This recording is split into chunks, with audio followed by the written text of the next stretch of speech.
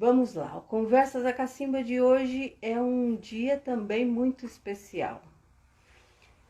Um dia eu conheci uma menina e de cara eu falei assim, essa menina, essa moça, essa mulher tem laranja para vender. Essa tem borogodó. E não estava errada. Quando eu descobri quem era Kelly, eu descobri uma pessoa muito especial. Kelly Batista, ela atua há 18 anos com projetos de geração de renda, em especial para mulheres em situação de vulnerabilidade social e também qualificação profissional de jovens periféricos. Durante 11 anos, ela trabalhou como coordenadora de projetos sociais do Consulado da Mulher, a ação social da marca Consul. A atuação no trabalho com mulheres de diversas comunidades brasileiras lhe proporcionou aplicar valores de solidariedade, de cuidado, de diversidade, de gênero e também de educação popular. De 2016 a 2018, ela foi conselheira municipal de políticas públicas para mulheres da cidade de São Paulo, atuando fortemente para a melhoria dos órgãos municipais envolvidos. Pós-graduada em gestão pública pela Unifesp, atualmente ela está como head de negócios de impacto social do Instituto Plano de Menina, que em 2020 atenderá 10 mil meninas Brasil afora, estimulando-as a se tornarem protagonistas das suas vidas. Olha que missão linda que tem a dona Kelly. Em 2014, ela foi eleita uma das 25 jovens mulheres líderes em um programa de fortalecimento de questões de gênero e juventude, no projeto que visa promover o desenvolvimento das capacidades das mulheres jovens no Brasil, facilitando assim que sejam sujeitos no exercício de seus direitos, atuando em 3 eixos, idealizado pelo Programa das Nações Unidas para o Desenvolvimento. Esta é a Kelly Batista, que hoje a gente vai conhecer um pouquinho dela. Vamos lá? Estamos te esperando, Kelly.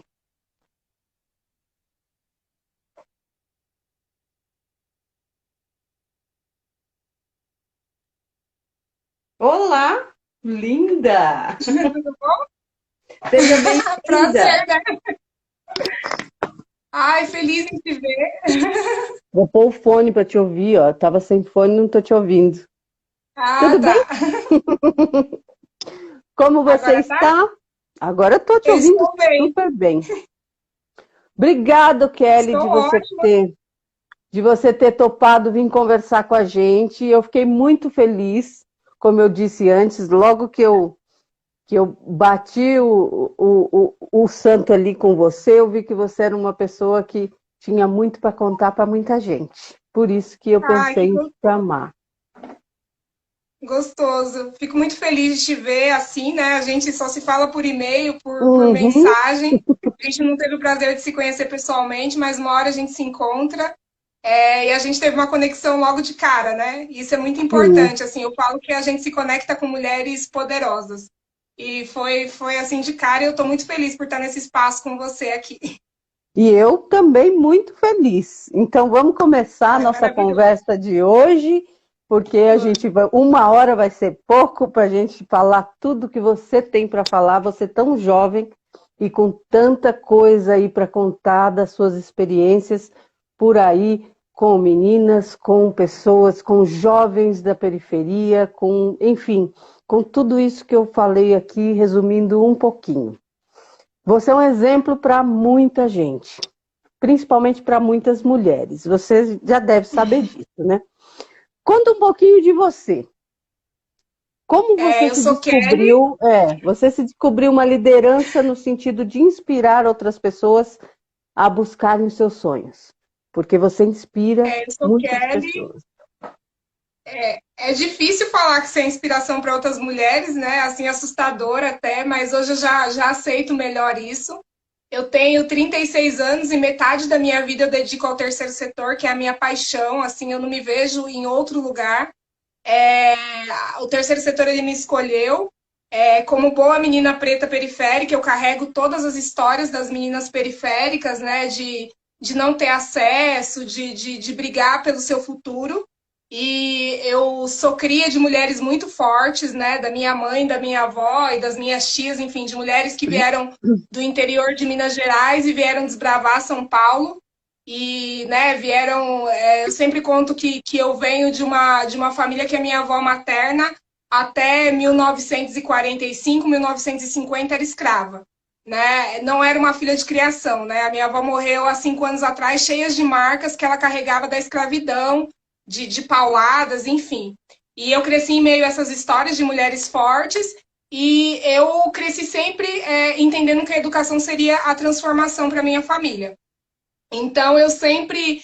Hoje a gente tem uma outra leitura, né, de quando seu pai fala que você tem que sempre ser a melhor da turma. Né? Hoje a gente entende que é por conta da cor, quando a gente ouve isso, mas naquele tempo eu não tinha esse entendimento, né, nos anos 80, 90. Então, eu sempre me dediquei muito aos estudos, consegui ingressar numa faculdade pública, né, fiz FATEC, e a partir daí os caminhos se abrem quando você consegue ingressar numa faculdade pública. E eu falo que eu encontrei com pessoas pretas na minha vida, com homens e mulheres que me fizeram chegar até aqui. Para eu entrar na FATEC, eu encontrei com um homem que dirigia um cursinho de educação popular, um homem negro, que pagou meu vestibular e falou que eu ia conseguir. E eu consegui. Dentro da faculdade, eu tive um diretor negro e dois professores orientadores negros que falaram que eu ia conseguir fazer um TCC à mão e uma amiga ia digitar e eu consegui. E assim é a minha vida, né? De encontrar pessoas, homens e mulheres que vão me circulando e sempre falando que vão conseguir. Então é muito isso. Eu tenho 2 filhos, né? Sou casada, tenho 2 filhos. Hoje o Felipe está fazendo 2 anos, o Benjamin tem 5 anos. Hoje eu trabalho no Plano de Menina, no Instituto Plano de Menina, como você disse. A gente aí atende meninas Brasil afora. Claro que com a pandemia, assim como todos os institutos e tudo que a gente tem feito, o atendimento foi bem reduzido, então a gente está no modo online. Mas o nosso objetivo é fazer com que essas meninas tenham histórias como a minha, como a sua, como de tantas mulheres, né, que em períodos de vulnerabilidade se redescobrem e alcancem seus objetivos e hackeiem os sistemas e não percam sonhos e sejam mulheres incríveis, né? O nosso objetivo é fazer com que essas meninas periféricas entendam que o lugar delas não é ali. Então a gente trabalha muito essas habilidades emocionais dessas meninas para fortalecer elas emocionalmente e elas alcançarem esses objetivos. Então, hoje, basicamente, é isso que eu faço, que é um desafio tanto, né? Você fazer a pessoa Muito. sonhar, acreditar que é capaz. E É um assim, desafio tanto hoje. com tudo muito assim, os desafios são diários, né? Então, todas as meninas, os meninos também, aí eu incluo os meninos também negros da periferia, eles enfrentam desafios diários que impõem barreiras, né? Olha, daqui você Sim, não passa, daqui você não passa porque ali não é teu lugar, você é de lá. E aí você precisa pegar um impulso para ir-se embora e pular. Né? Então, no caso, pessoas na sua vida fizeram um impulso para te jogar para cima e hoje você assume essa posição sim. quase que como uma devolução para o universo. Né? Olha, você me deu, né, tudo isso e eu preciso devolver para pessoas como eu, para pessoas que precisam também encontrar essa força. Parabéns, viu, Kelly, por esse trabalho, por você encarar esse desafio, sendo mãe, que a gente sabe que não é fácil, né? A gente se dedicar a uma missão Sim. assim no terceiro setor, sendo mãe, porque acaba sendo muito vocacionado, e quando a gente é vocacionado para aquilo, a gente dá a alma, né? A gente, principalmente num país que não tem muitos recursos. Um Sim, é bem estudo, por aí. um estudo recente, Kelly, concluiu que 90% dos moradores das periferias fazem ou fizeram alguma ação para aumentar a renda, né? E principalmente durante essa pandemia. E a gente meio que classifica isso a empreendedorismo, Sim. né? Veio para ficar a questão do empreendedorismo nas periferias, o você fazer para gerar renda, mas ali você encontra uma oportunidade de negócio que cresce. Então, Lu, eu trabalhei 11 anos diretamente com empreendedores, né? Dentro do Instituto Consulado da Mulher, que é uma ação social da marca Cons. Então, eu trabalhei com empreendedoras do país inteiro, durante 11 anos aí visitando a casa de diversas mulheres. E aí a gente tem essa questão de romantizar o empreendedorismo que eu sempre falo, né? As pessoas na periferia, elas empreendem por necessidade. Então você empreende de manhã para você comer à noite.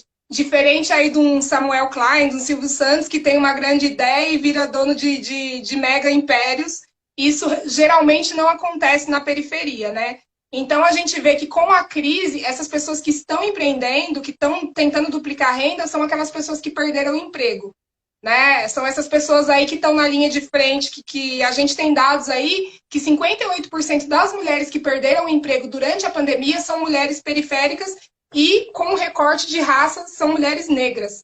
Né? Então, a periferia que tem sido afetada diretamente por essa pandemia.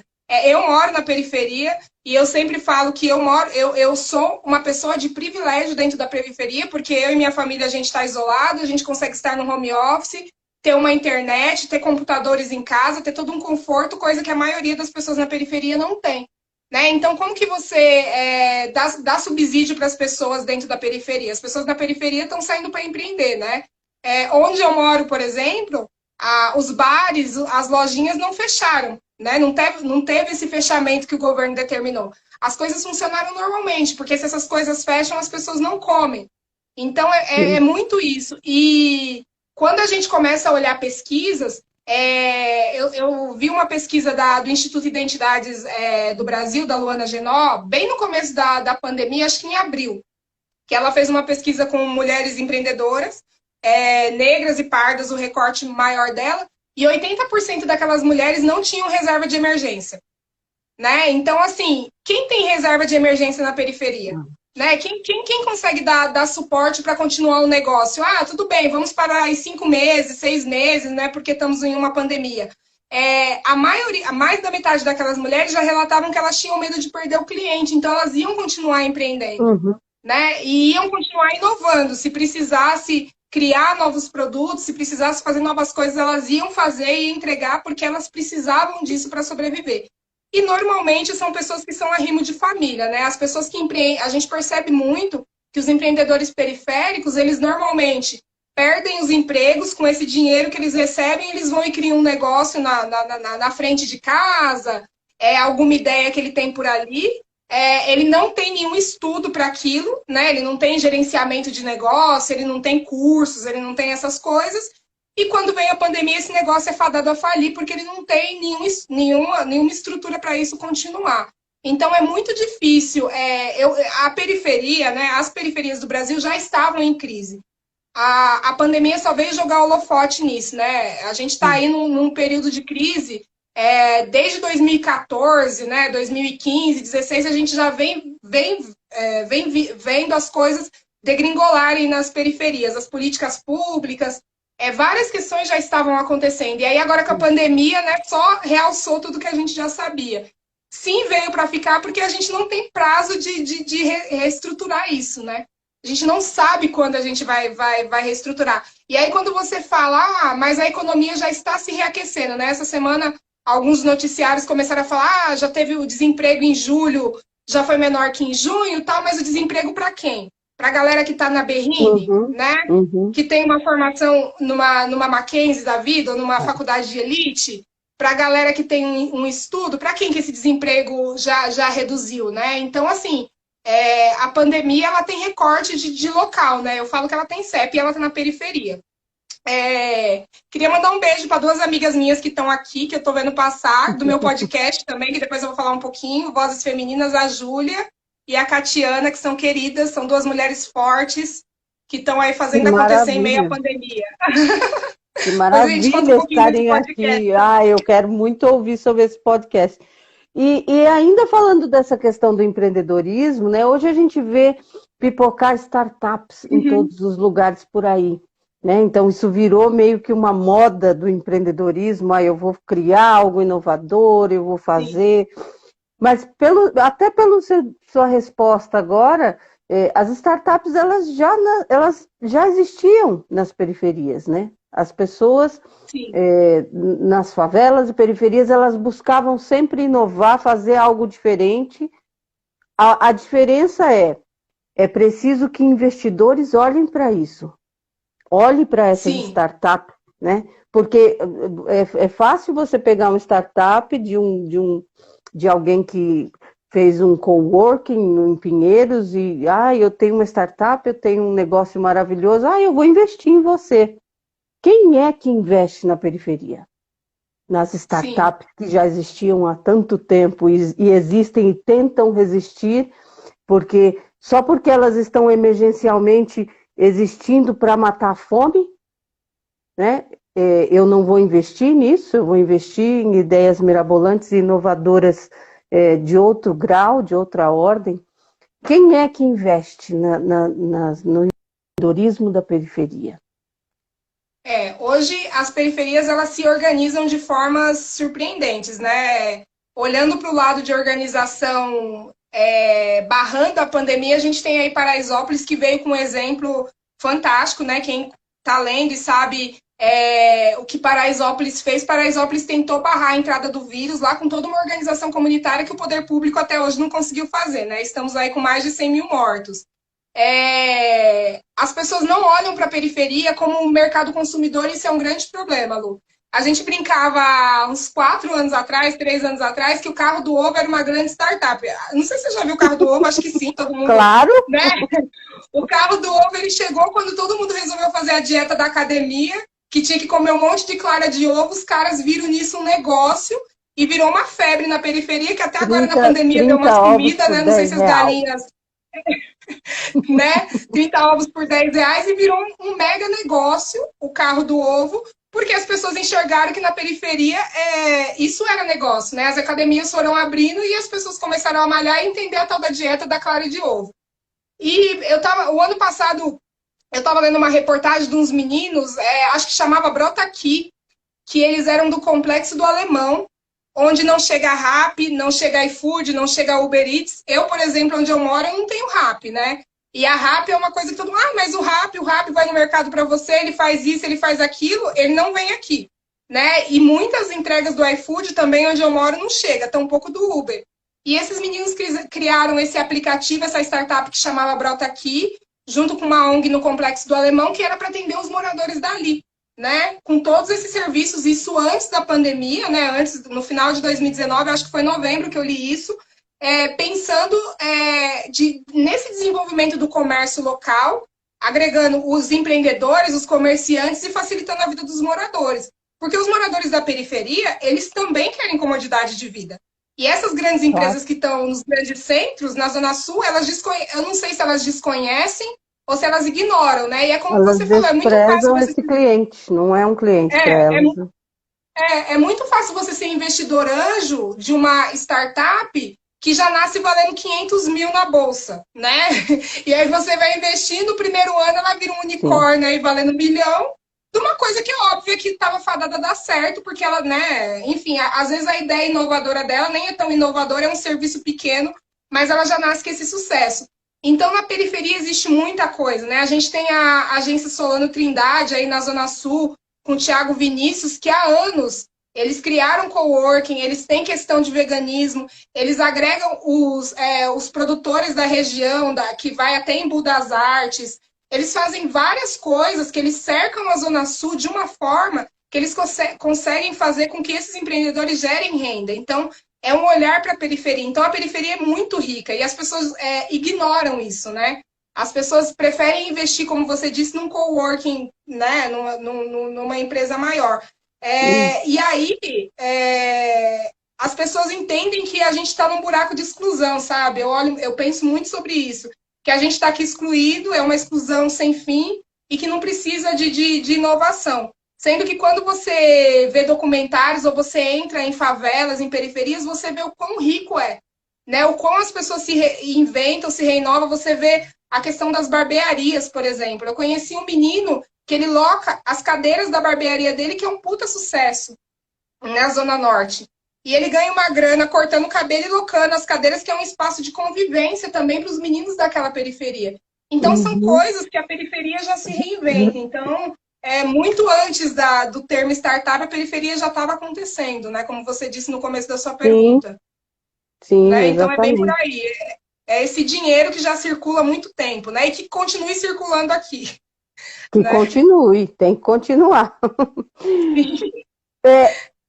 Assim, você estudou, né? Você conseguiu é, fazer é, pós-graduação e etc. E o que a gente percebe é que mesmo com acesso à escolaridade, ainda existe um nível de desigualdade na questão de salários no mercado de trabalho para a mulher negra.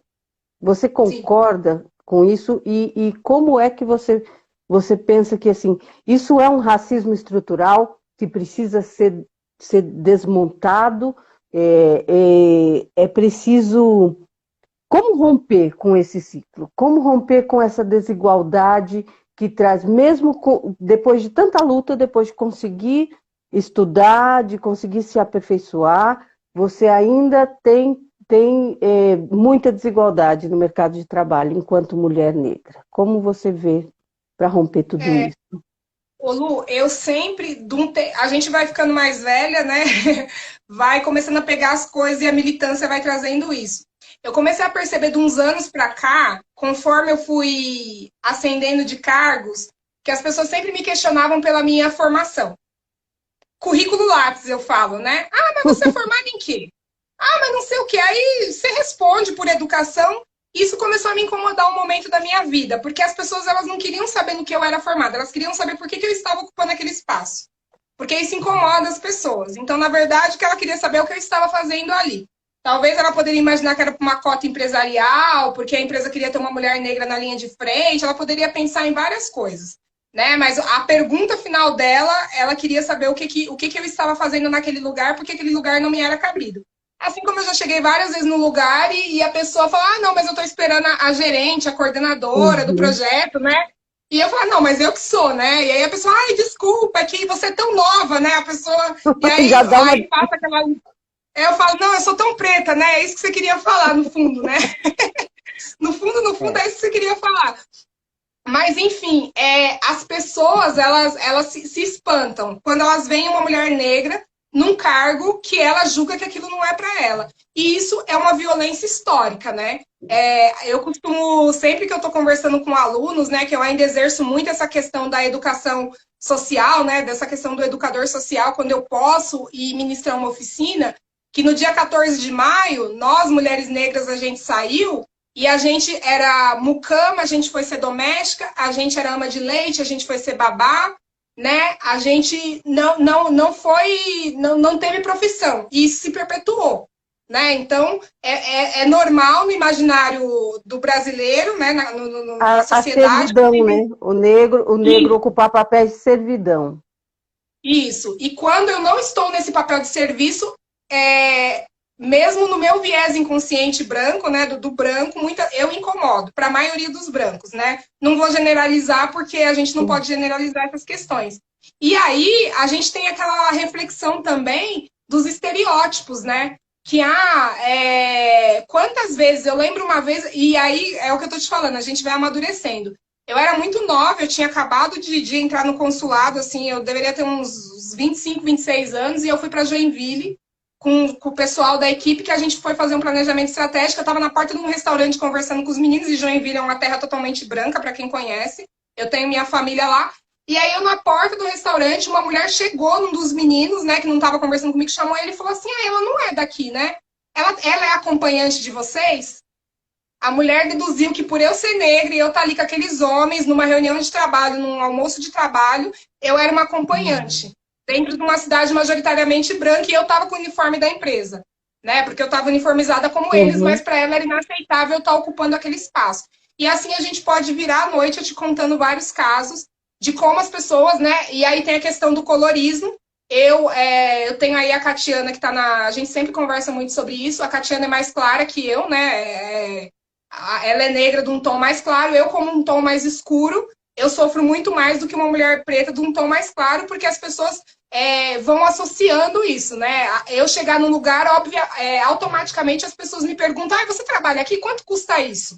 Né? Ou se eu estou num restaurante muito caro, de me perguntar alguma coisa sobre o restaurante. Isso já aconteceu várias vezes, ou até eu mesmo viajando de férias, num resort com a minha família, as pessoas me fazerem perguntas referentes ao lugar como se eu fosse parte daquele lugar, porque elas Uhum. não aceitam que eu esteja ali.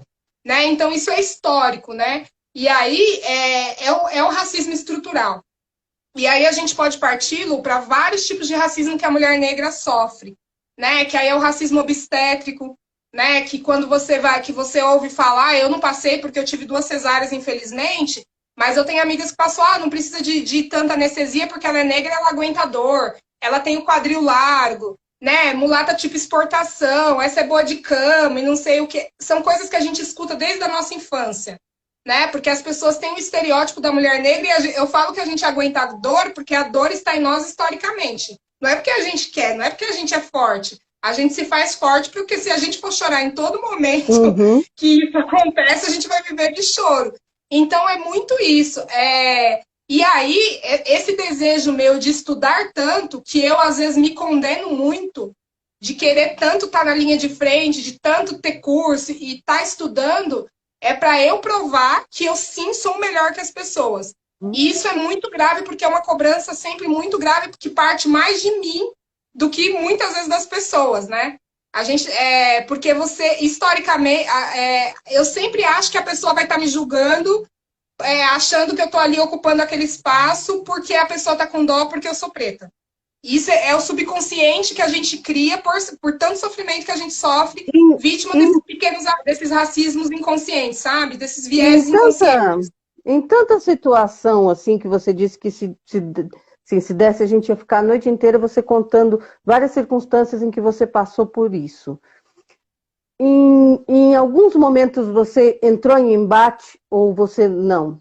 Você foi juntando essas coisas para poder se fortalecer e vir com tudo puxando o cordão aí de romper tudo isso. Você já entrou em embate por conta de racismo em alguma dessas situações? Sim. Hoje eu já tenho voz, eu falo que sempre tive voz, mas hoje a minha voz é mais potente.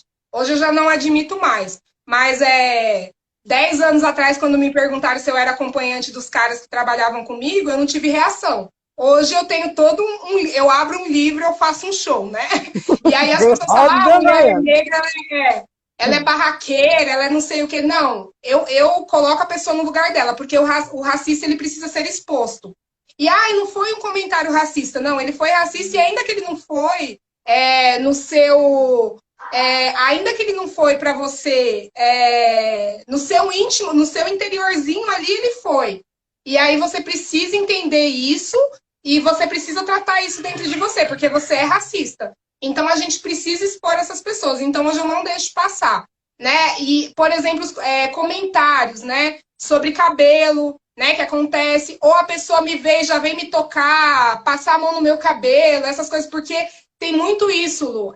As pessoas, elas entendem que o corpo negro, ele é um corpo que pertence à sociedade, principalmente da mulher negra, entendeu? Talvez por essa carga histórica da mulher negra ser serviçal e ser lá no período de escravatura, amante do senhor, né? A mulher que era aquela que tinha os filhos para serem escravos, né? Os mestiços.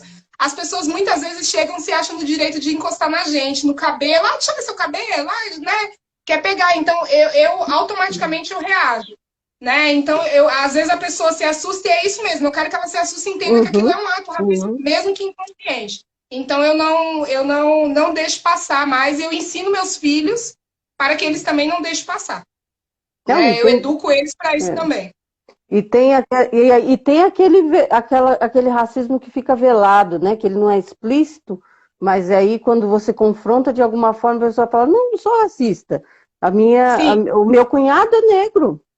Não, sim. E sempre nos vão comentar isso. eu tive uma namorada negra, eu não sou Sim, racista. E aí, assim, você vê isso velado, isso de uma forma que não explicitamente ele não ataca, mas obviamente você percebe, né, que aquela pessoa tem atitudes racistas, e aí vira, assim, um patrulhamento, né? Você assim, vê comunidades e pessoas, e nas periferias também, e nas associações, nas lutas, né, raciais, as pessoas um pouco ficam assim, armadas mesmo, porque elas estão preparadas sempre para tomar porrada. Sim, E aí sim, encontrar esse equilíbrio entre a educação, onde é que entra a questão educacional que está faltando, ou onde a pessoa tem que realmente tomar na cara mesmo e falar, você larga de ser racista, porque tem algumas questões que são educacionais, né? Como é que vocês, em todos esses movimentos, né, que você fez na vida inteira, como é que você lidou com essa questão educacional da cultura antirracista? Como sim. educar alguém a ser antirracista? O que você faz com os seus filhos? Como as escolas podem atuar com o racismo cotidiano que é praticado de criança para criança, de professor para criança, de comunidade escolar para criança, porque a gente sabe que existe demais, né? Então, Sim. se a educação tem essa missão, como é que ela faz para cumprir isso? Hoje o Brasil, mesmo ele tendo uma lei para isso, né, a 10.639, né, de ensino à religião afro, de tudo isso, é uma lei que não é exercida, né? Eu, hoje eu tenho eu falo que é o privilégio, que muitas vezes eu me questiono. Os meus filhos, eles estudam em escola particular por conta da educação do país, porque eu quero que eles estudem tanto quanto eu e vão para a faculdade pública, então eu prefiro investir agora. Mas eles não têm contatos com crianças negras porque a escola deles é uma escola majoritariamente branca, né? Então é uma escolha que eu estou fazendo. Então, para eles viverem com crianças negras, eu tenho os primos, eu preciso fazer outros movimentos. E eu comecei a ter mais essa consciência da educação quando eu fui mãe do meu primeiro filho, né? Porque aí, quando nasce um menino preto, Lu, você é mãe também, né? Você tem seu. Né? E quando nasce uma criança, e aí, quando nasce uma criança negra, e sendo menino ainda, eu estava conversando a semana passada numa outra gravação com uma menina, a gente já automaticamente vê esse menino adolescente, a questão da polícia e a questão da violência. Né? Quando o João.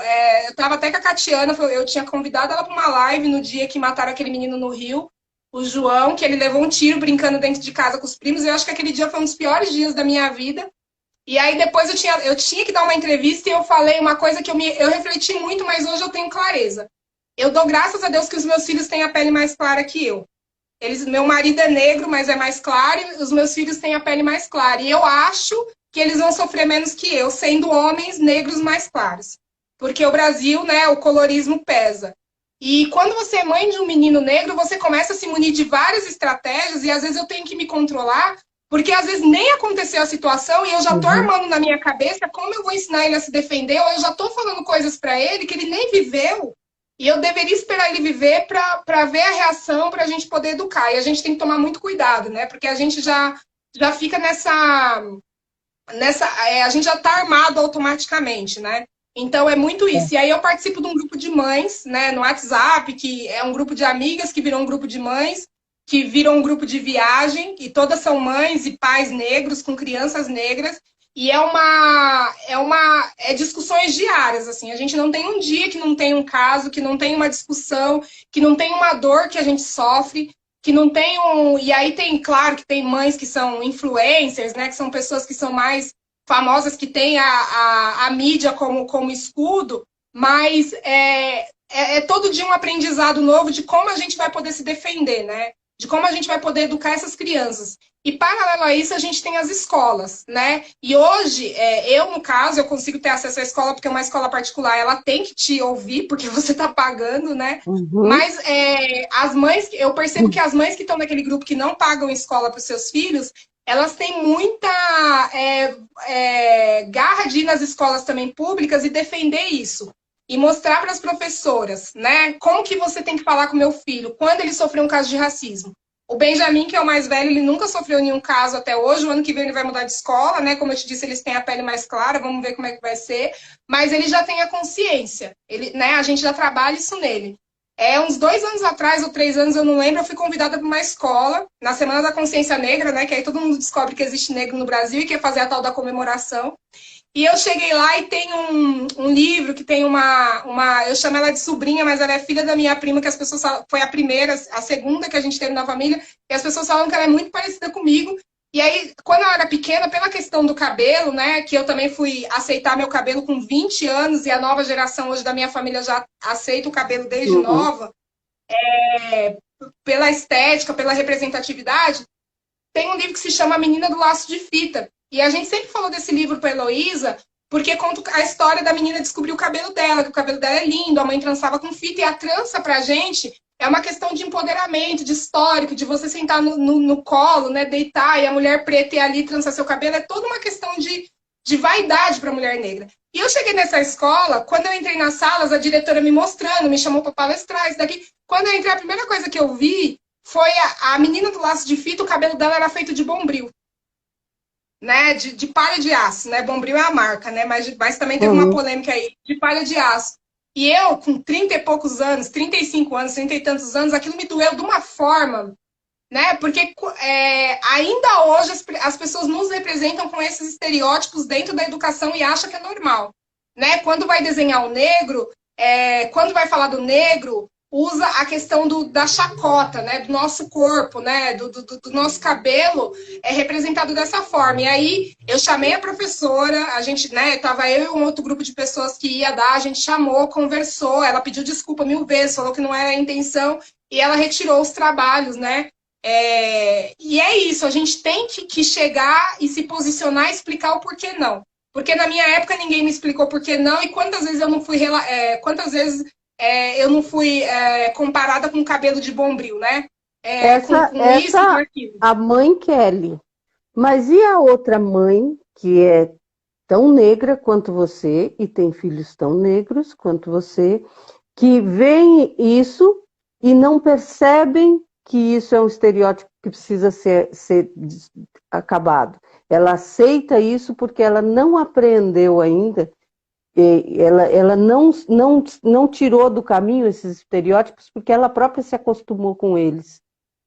Sim, E aí entra um pouco da tua missão, né? Porque além de sim, você preparar e instrumentalizar os seus filhos, você precisa preparar e instrumentalizar as filhas e filhos de sim, outras pessoas negras que não têm ainda essa consciência, né? Então, sim. esse E é desafio muito isso, educacional é sabe? enorme. Eu vejo dentro das meninas do plano de meninas, meninas negras que a gente tem, o quanto o discurso delas hoje é racial, é empoderado, diferente do meu na idade delas. Né? Como eu queria, cada um, a gente tem as nossas fases, né? Cada um viveu numa década aí, mas o quanto eu queria ter tido essas discussões quando eu tinha meus 15, 16, 17 anos. Né? Então hoje a gente está criando uma geração que daqui 20 anos, nossa, uau, elas vão estar maravilhosas e tomara que elas estejam, e as coisas vão se encaixando aos poucos, né? Toda uma construção histórica. A gente é um país moderninho, né? De poucos anos, né? Com cento e poucos anos, nem 150 anos de abolição de escravatura, mas a gente é um país super retrocesso, né? Foi um dos últimos países a abolir a escravidão. Né? É um país que a gente encontra escravos ainda, vira e mexe, sai reportagem que tem pessoas sendo escravizadas aí no meio dos matos, e as pessoas acham normal escravizar uma pessoa a troco de comida. Né? Então a gente é um país muito, muito arcaico ainda. Então é a educação, é a transformação. A pessoa, ela recebeu o conhecimento, a partir do momento que ela recebe o conhecimento, ela se transforma. Né? A partir desse momento já é uma transformação. A luta antirracista no Brasil tem muito que se desenvolver ainda, porque a gente vê, assim, nos Estados Unidos agora, de um tempo para cá, assim, pegou fogo, a gente achou que ia assim, explodir com a questão antirracista. No Brasil, isso tem muito que se desenvolver, muito que crescer ainda. Como você vê a luta antirracista no Brasil, de modo geral, né? Sim. Tem uma questão que os Estados Unidos, eles são. Sempre foi muito clara a questão racial, né? Sempre foi muito bem dividido, coisa que no Brasil não é. Né? No Brasil, a gente ainda. Quantas vezes eu fui instruída a falar que eu era morena ou parda? Esses Uhum. dias eu estava conversando com um grupo de mulheres, na minha certidão, eu nasci parda, né? Eu nasci parda. Filha de pai e mãe preto retinto, eu sou parda na minha certidão. O meu filho mais novo, ele é mais claro, e eu lembro que o ano passado meu marido levou ele no médico, e quando eu retornei com ele no médico, eu olhei lá no registro do SUS, ele estava como branco. Né? No Brasil, as pessoas elas te olham e elas deduzem a cor que você é. Então, sempre eu fico, não, mas você não é negro, olha o traço do seu nariz, né? A gente era estimulado a não falar que é negro, que não é preto, porque é feio isso, é sujo, né? E nos Estados Unidos, não, isso sempre foi muito claro. Então, no Brasil, ser negro, se declarar, ir para e militar, e se expor nas redes sociais, e falar tudo que a gente pensa é um ato político, né? E isso afronta muita gente, né? A gente vê aí agora o quanto as pessoas que se posicionam diante de alguns fatos racistas, o quanto elas são canceladas, né? Que é a nova cultura da internet. Muitas vezes os comentários que elas recebem, né? Muitas vezes os artistas, né? Ah, você é de esquerda. As pessoas acham que qualquer posicionamento que você tem hoje você é de esquerda. Se você vai lá e você é uma Djamila da vida, as pessoas se sentem no direito de te atacar, xingar a sua filha, porque ela acha que você é de esquerda, não porque você é uma pessoa que está no apoio à luta racial. Então, é muito isso. Então, o Brasil ele ainda precisa aprender muito, né? E vai ser um exercício de muitos e muitos anos, né? As pessoas começaram a descobrir agora, né? Precisou-se, na mesma semana que se matou o João, se matou o George, precisou matar o George lá do outro lado do oceano, para as pessoas se movimentarem aqui. Quando você via essas pessoas na rua, a maioria não era por conta do João, né? Elas estavam por conta do movimento Vidas Negras Importam, que veio de lá desde 2015, se eu não me engano. 2017, enfim, já era uma coisa que já vinha de muito tempo. Elas nem sabiam por que elas estavam lá, né? Mas elas queriam cerrar o punho e ir para a rua porque elas achavam que aquele momento era isso. E depois, né? E agora? Que que a cada 23 minutos um jovem continua sendo morto. O que essas pessoas estão fazendo? Onde elas estão, né? Então é muito isso, assim, o Brasil ele vai na onda dos Estados Unidos, né? Nos Estados Unidos a gente continua acompanhando, a luta continua, né? As manifestações continuam, as pessoas continuam se manifestando de alguma forma, mas no Brasil já acabou, né? As telas do Instagram já se acenderam, né? Porque todo mundo botou tela preta, todo mundo voltou com tela normal. Sim. E assim, eu sou antirracista, tá? Você é antirracista, mas o que você faz? Né? Qual que é a sua postura quando você vê uma pessoa sofrendo racismo? Você é aquele que cruza o braço e pergunta o que está acontecendo? Você é aquele que chama a polícia? Você é aquele que entra na frente e defende? Ou você é aquele que ajuda, né? Fica ali na chacota rindo do negro, né? Fazendo o racismo recreativo. Quem é você na hora do racismo? Então é isso. O Brasil ele não tem ainda clareza do que é um movimento, né? Por outro lado, os movimentos negros há muito tempo, né? A gente tem vários movimentos negros que se estruturam há muitos anos, desde a década de 70, 80, que já é discutido, mas as pessoas ainda se associam muito a partidos, né? Ah, o movimento negro é ligado a partido X, Y, Z. E não é isso, né? As pessoas têm que entender que não é isso. A gente não pode ser ligado a partido, a gente é ligado a uma causa. E aí as nossas reivindicações são de cotas, são de melhores vagas, são de várias coisas, são de políticas públicas que reparem essa questão histórica que a gente não teve, né? Sim. Até agora. Sim. Né? E aí você vê assim, você tem o Dia da Consciência Negra, e de repente a pauta se estendeu um pouco para o mês da consciência negra, mas fora isso, onde é que está a consciência negra no ano inteiro? Onde é que está a consciência negra em ações e promoção de políticas públicas para essa questão racial que é tão séria no Brasil enquanto violência, né? É um problema de violência mesmo que o Brasil sofre com essa questão racial. E aí a gente vê as mulheres, né? Então as mulheres negras, elas são, a maioria dos casos de violência, você encontra mulheres negras vítimas dessas ações, né? Como é que as mulheres negras podem se mobilizar enquanto resistência? Como é que elas podem romper também com isso, né? Eu estou falando muito hoje de romper porque eu acho que existe o racismo, a gente pensa que ele não tem mais, né? Não existe racismo no Brasil, já ouvi muita gente falando isso. mas existe demais e é preciso romper e romper com vigor. E esse vigor Sim. precisa vir de políticas, esse vigor precisa vir da atuação de cada cidadão brasileiro, né? E as mulheres como vítimas da violência, o que elas podem fazer? Sim. Eu estava lendo sobre isso, né, da questão da depressão, das doenças mentais que elas afetam mais os negros do que os brancos. E isso é uma carga genética histórica por conta da escravidão no país. E aí eu comecei a pensar muito sobre isso, né? E aí parte muito para a questão da violência, né? A violência nos últimos 10 anos das mulheres brancas reduziu e das mulheres negras subiu.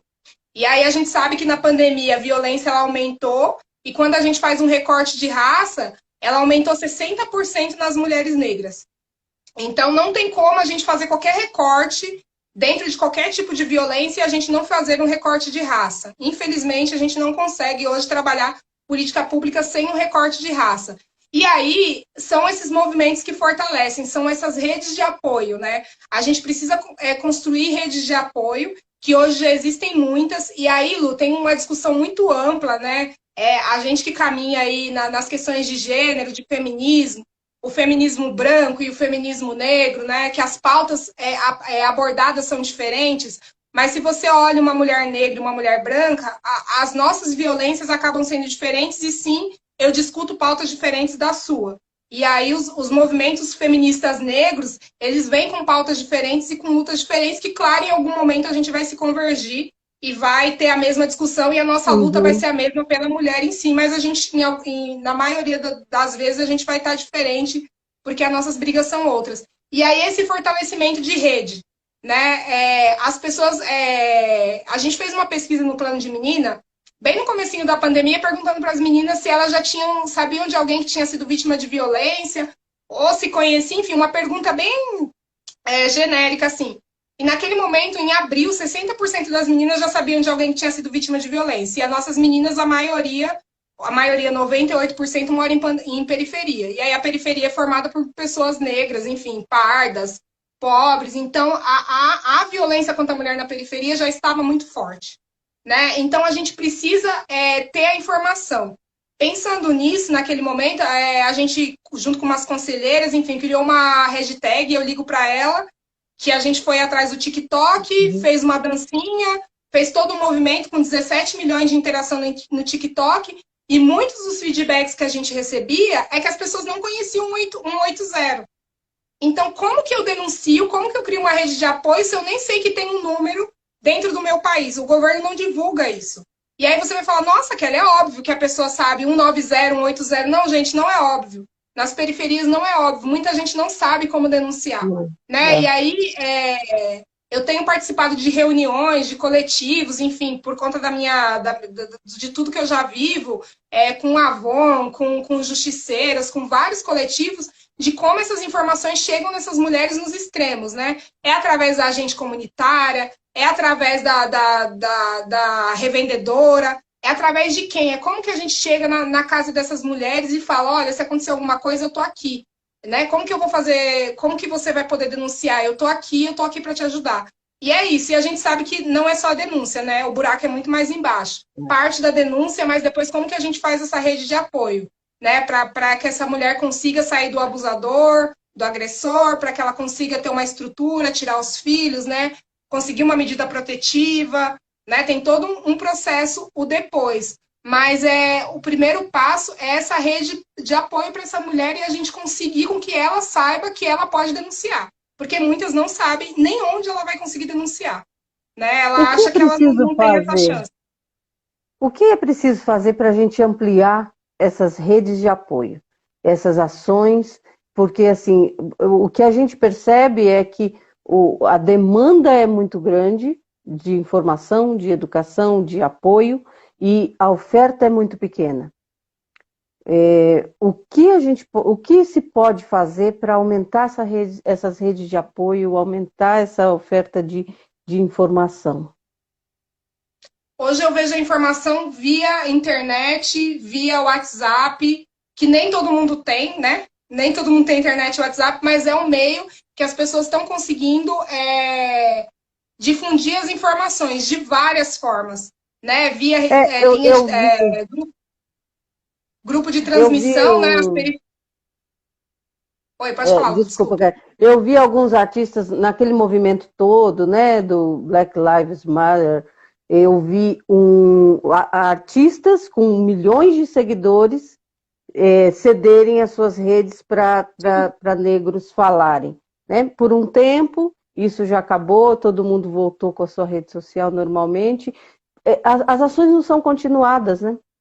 Sim, e é isso, Lu, que a gente até conversava com algumas pessoas.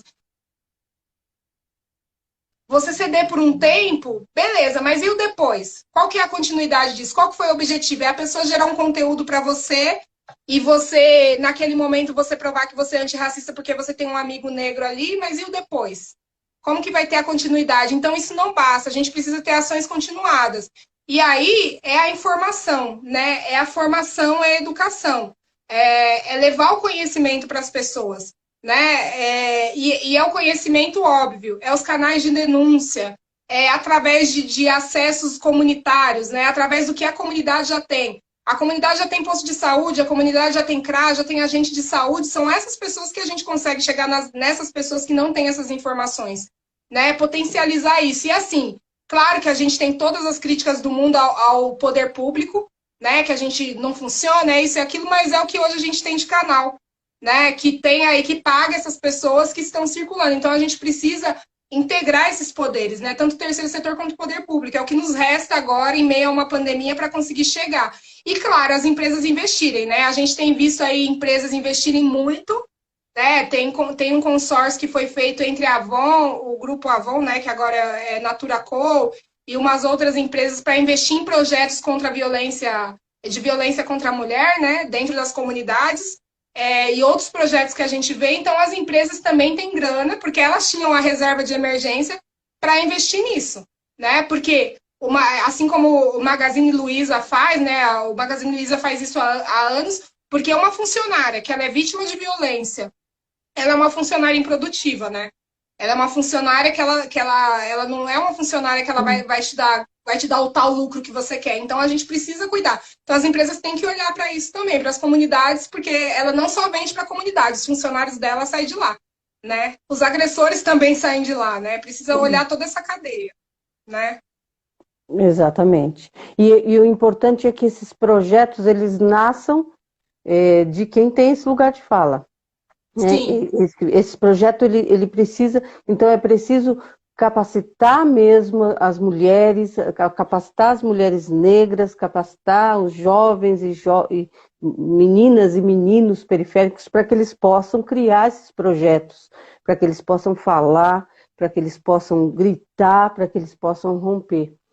Isso é importantíssimo, né? E, enfim, eu acho que a sua luta é muito importante, é por isso que eu estou muito feliz de ter chamado você para esse papo. Já está acabando, nós temos 5 minutos para acabar.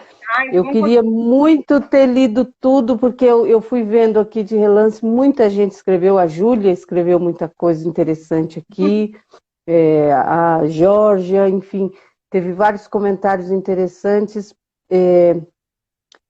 Só está começando, né, Kelly? Só está começando, a gente está aí há 150 dias quase se redescobrindo. E aí eu queria falar um pouquinho, né, do que a gente redescobriu nessa pandemia. Uhum. A Júlia e a Catiana são parceiras junto com a Ju Dias do podcast Vozes Femininas, que nasce de um desejo mais da Catiana e das meninas do que meu, que eu já entrei no rabo da raia, que a gente fala para dar voz não, né? Ouvir as mulheres que são silenciadas ao longo de suas vidas, com histórias incríveis, porque toda mulher tem uma história incrível que em algum momento ela se perdeu, ela foi silenciada, né? Então a gente está aí com um mês de podcast, né? Vozes Femininas, ouvindo histórias de mulheres que partem desde racismo, mudança de carreira, meninas que vêm de extrema pobreza e conseguem viajar 6 países, meninas que saem da periferia e estão em faculdades públicas, estão fazendo mestrado, enfim, várias mulheres, e isso a pandemia também permitiu. Nem tudo é ruim na pandemia, a gente arruma um tempinho para conhecer pessoas, para ouvir pessoas e para criar coisas novas. Então é importante esses caminhos de divulgação, né? De dentro e dentro do podcast também a gente teve a Gisele semana passada, que é uma educomunicadora da Zona Sul, e ela tem uma linha de transmissão via WhatsApp, né? A gente tem até nossa página lá e o podcast vocês podem ouvir, que ela dispara essas A Júlia informações. colocou aqui, @Vozes Femininas. Isso. E aí tá no Anchor, Spotify e no YouTube. E ela, dentro dessa linha de transmissão, ela dispara informações sobre o coronavírus, sobre o Covid, sobre auxílio emergencial, várias informações, que é isso que a gente está falando aqui. Né? A gente precisa receber as informações, mas informações saudáveis, que senão a gente surta dentro de casa. Né? A gente que está dentro de casa é muito complicado, né? E a gente tem recebido todos os tipos de informação, então a gente precisa cuidar. Né? E cuidar também umas das outras, né? A gente falou muito da questão do racismo, Lu, e uma coisa que eu deixo aqui nesses minutos finais é observe as falas que você tem, observe as posturas que você tem, você sendo uma pessoa não negra. Isso é muito importante para você começar a falar que você está numa luta antirracista. Primeiro começa a se observar, porque às vezes você fala, eu não sou racista, como a Lu citou, e falas e posturas que você carrega, da sua ancestralidade, né, coisas que a sua família fala, que você classifica não racista, são coisas racistas. Né? E você se justificar, eu tenho um amigo negro, a minha empregada é como se fosse da família, eu trato os filhos dela como meu, isso são falas extremamente racistas. Então se policie muito para isso, e não questione o lugar que uma pessoa negra está. Né? Ela tá ali por isso. Nossa, ele tem esse carro, ele deve ter roubado. Né? Ela é casada com ele porque ele é jogador de futebol. Pare de questionar, né? Então é muito por aí, né? Comece a entender que as pessoas negras elas têm poder de aquisição e nós estamos aqui para assumir esse papel também. Maravilhosa! Você foi demais, meu bem! Eu amei. Obrigado da aula de hoje, obrigado mesmo. Parabéns pela sua luta, parabéns pela sua vida e que Deus te abençoe muito nessa tua missão. Amém. Viu? E a gente vai se conhecer pessoalmente. Muito. Logo, né? Por favor. Vamos, beijo para todo mundo que participou. Obrigada a todo mundo. Beijos, viu, gente? Tchau, Temos tchau. 20 segundos aí para dar tchau para vocês. Olha, tchau, foi uma conversa maravilhosa. Um beijo, Kelly. Obrigada tchau, boa convite. noite. Tchau, tchau. Obrigada, Lu.